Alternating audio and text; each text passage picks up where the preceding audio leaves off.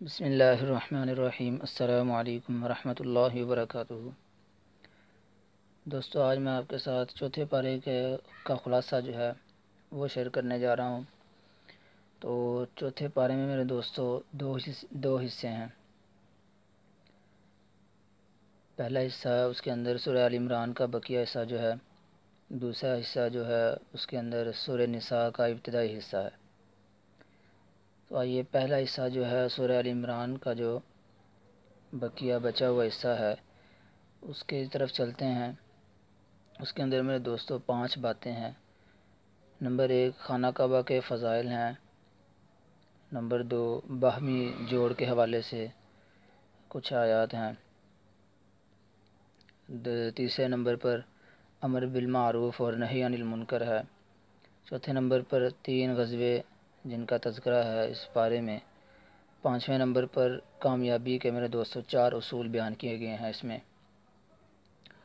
تو یہ تو پہلے حصے کے جو ہیں وہ مضامین ہو گئے، 5 مضمون تھے۔ تو آئیے ان کی تفسیر کی طرف چلتے ہیں۔ تو پہلا حصہ تھا، مضمون تھا خانہ کعبہ کے فضائل۔ تو میرے دوستو، جب تحویل قبلہ کا حکم نازل ہونے کے بعد جو ہے حضور اکرم صلی اللہ علیہ وسلم نے بیت المقدس کی بجائے کعبہ کو اپنا قبلہ ٹھہرا لیا، تو اس پر اہل کتاب نے بڑا شور مچایا۔ وہ کہنے لگے کہ بیت المقدس کعبہ سے افضل ہے اور اسے زمین پر اللہ تعالیٰ کا پہلا گھر ہونے کا شرف حاصل ہے۔ اللہ تعالیٰ میرے دوستو ان کی تردید فرماتے ہوئے بیت الحرام کی 3 خصوصیات بیان فرماتے ہیں۔ پہلی یہ کہ اس روئے زمین پر کعبہ سب سے پہلی عبادت گاہ ہے، یہ خانہ کعبہ کی پہلی فضیلت۔ دوسری یہ کہ اس میں ایسی واضح نشانیاں پائی جاتی ہیں جو اس کے شرف اور فضیلت پر دلالت کرتی ہیں، جن میں مقام ابراہیم ہے، زمزم ہے اور حتیم شامل ہے۔ اور تیسری خوبی، تیسری فضیلت یہ ہے کہ جو شخص حرم میں داخل ہو جائے اسے امن حاصل ہو جاتا ہے۔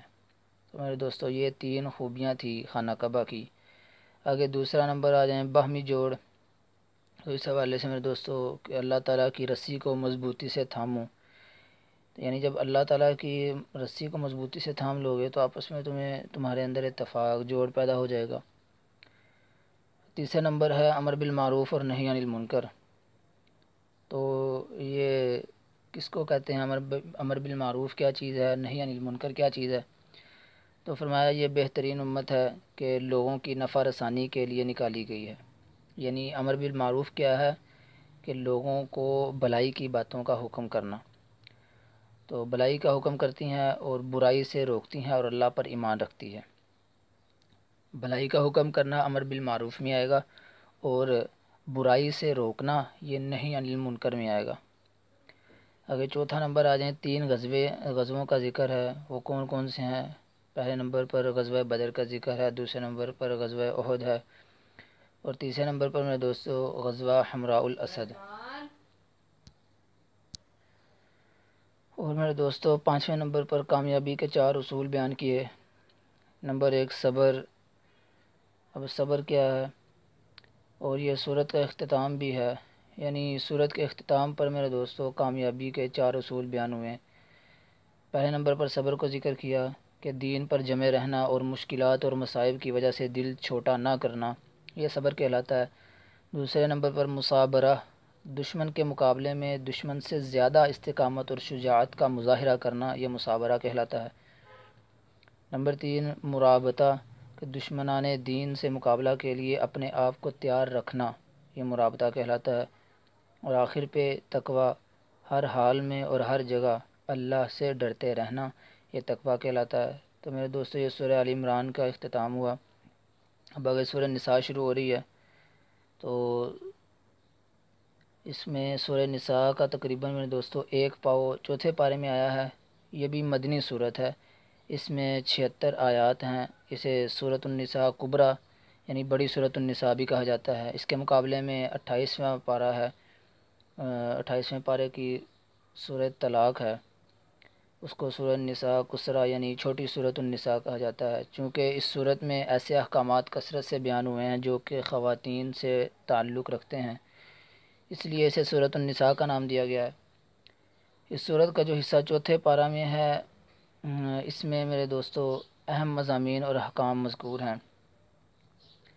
تو وہ چار تقریباً باتیں ہیں اس میں۔ پہلے نمبر پر جو ذکر ہے وہ یتیموں کا حق ہے، دوسرے نمبر پر تعدد ازواج یعنی آپ کتنی بیک وقت بیویاں اپنے نکاح میں رکھ سکتے ہیں، تیسرے نمبر پر میراث کا ذکر ہے، چوتھے نمبر پر محرم عورتیں۔ تو پہلے نمبر پر یتیموں کے اموال ان کے حوالے کر دیے جائیں اور انہیں ہتھیانے یا عمدہ مال کو ردی مال سے بدلنے کی کوشش نہ کی جائے۔ تو یتیموں کا حق ہے، اور یہ حکم یتیم بچوں کے بارے میں بھی ہے اور یتیم بچیوں کے بارے میں بھی ہے، لیکن عام طور پر یتیم بچیوں کی میراث میں میرے دوستوں ناجائز تصرف زیادہ کیا جاتا ہے۔ بچیوں کو ہر دور میں تشدد اور ظلم کا نشانہ بنایا گیا ہے، لیکن اسلام جو ہے میرے دوستو اس چیز سے پاک ہے، ظلم اور تشدد سے۔ تیسرے نمبر پر میرے دوستو 4 عورتوں کے ساتھ نکاح کرنے کی اجازت ہے، مگر شرط یہ ہے کہ شوہر ان کے حقوق ادا کرنے کی سخت رکھتا ہو اور ان کے درمیان عدل و انصاف بھی ملحوظ رکھ سکے۔ اگر شوہر ایسا نہیں کر سکتا تو اسے ایک بیوی پر ہی اکتفا کرنا چاہیے، زیادہ لمبی چھلانگ نہیں لگانی چاہیے۔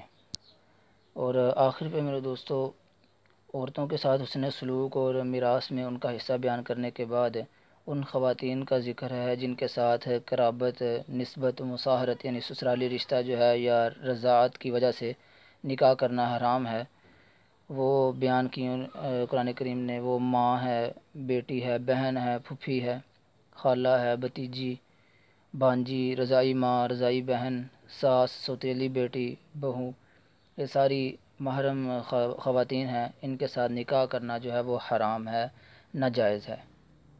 تو یہ آج ہمارا چوتھا پارہ جو ہے اس کا خلاصہ مکمل ہو چکا ہے۔